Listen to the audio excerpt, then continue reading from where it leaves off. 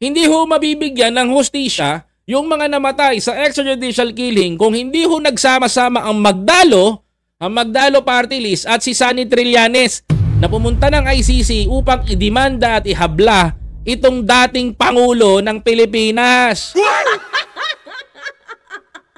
Ngayon no, mga kababayan ko, kung speaking ho, kung tutaho ba siya ni Bongbong Marcos, ang sagot ko ho dyan, hindi.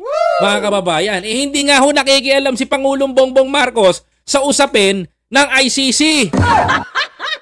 Ayaw makialam ni PBBM, mga kababayan ko, sapagkat ayaw ho ni Pangulong Bongbong Marcos na madawit ang kanyang pangalan.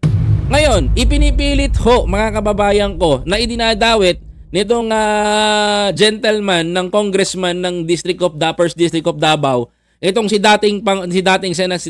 Pangulong Bongbong Marcos, mga kababayan, at sinasabi niya hong bangag.